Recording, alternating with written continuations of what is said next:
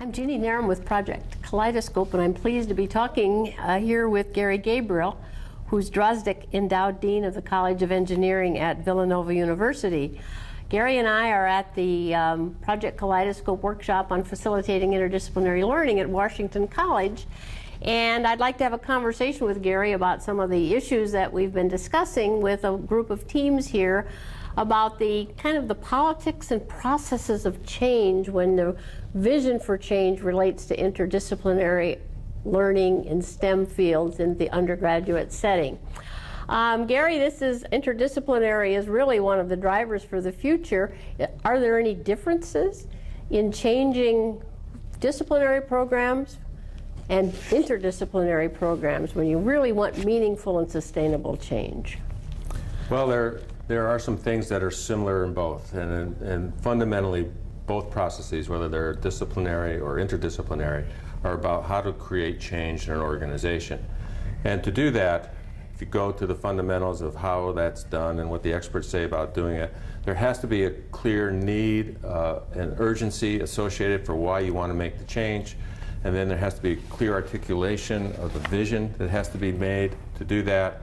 And these things have to be communicated in such a way that both the leadership and the constituency will buy into it. Not an easy process. It becomes more complicated in some ways for interdisciplinary because the nature of the people involved in those discussions are going to be coming from different disciplines.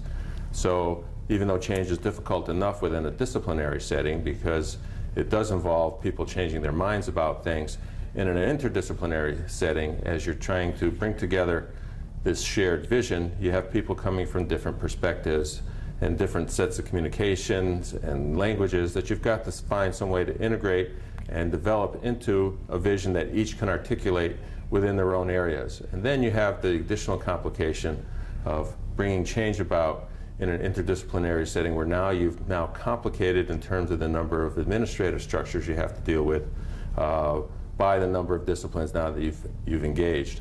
So the differences are you've made it a little bit more complicated problem. The similarities are that you still need a good reason for the change. You still have to understand why you're doing it, and you have to be able to articulate it well to a broader constituency. The reasons for focusing on interdisciplinary within Project Kaleidescope is our conviction of the difference this is going to make for students today, for the science of today, and for our today's society. Are there any ways you have used or seen to involve students in helping shape this vision of urgency? Well, I think in some ways the students don't look at things as disciplines. In fact, they have a very difficult time sometimes understanding what a discipline is during their 4 years. They do see problems, and problems we know are inherently interdisciplinary.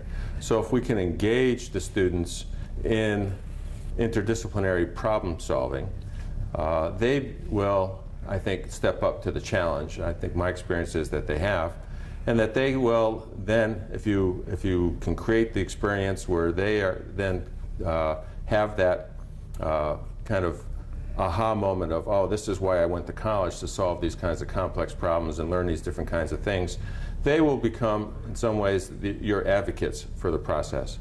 That means you still have to do your homework. You still have to come into that situation and put on a program for them so that they see it as a complex issue that they get to solve and that they're excited about taking on that challenge. And I think that's where we've had success with bringing students on board as our own advocates, is because the kinds of problems we gave them to solve were problems where we didn't hide the complexity. We let them wrestle with the complexity. We didn't try to break it down into saying, this is an interdisciplinary problem, so let's talk about this discipline, and then we'll talk about this discipline, and then you put it together. We talked about it as this is a complex problem that requires lots of different disciplines, and that you're going to have to go out and learn how to deal with. Their excitement then in doing that, I think, generated more excitement for the program.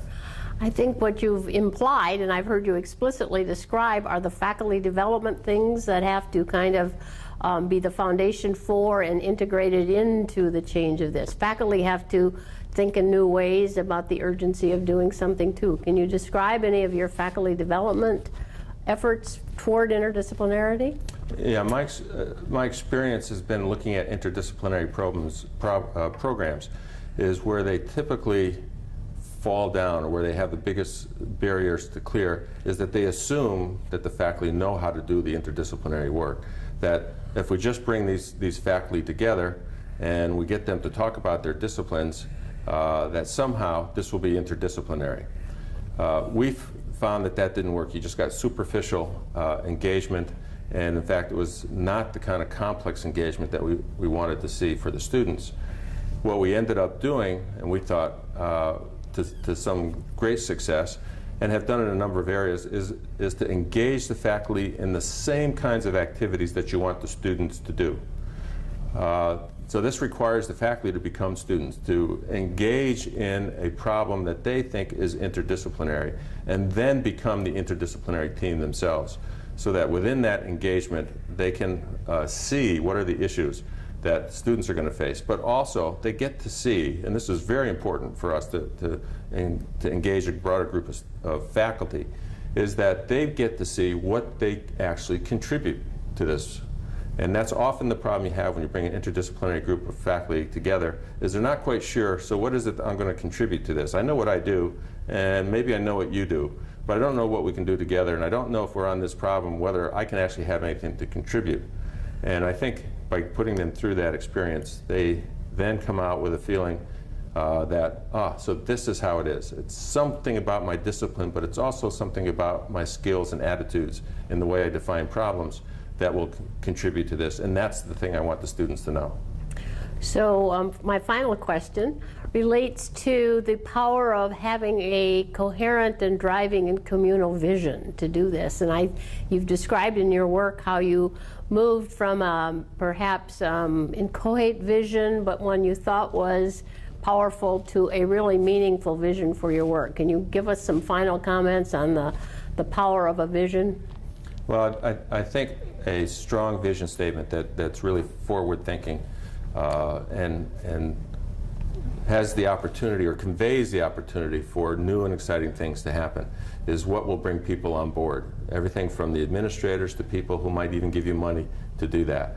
So it's very important that you sit back and think through, if we're completely successful, 10 years down the road, 15 years down the road, what would be the outcome? What would be the thing we'd really want to happen that would be just so exciting that everybody's going to be the path to our door?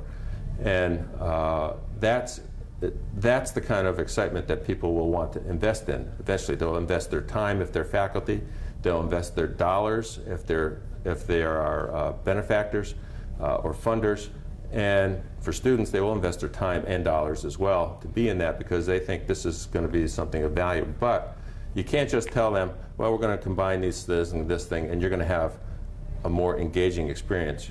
You have to say something that challenges them more and challenges the status quo a little bit more, to say, no, as a result of this, we're going to have a completely different kind of student. We're going to have a completely different thinking student. We're going to have solutions to problems we didn't have before. And I think those are the kinds of things you have to get in a vision statement and believe about, and that will get people to sign up for you.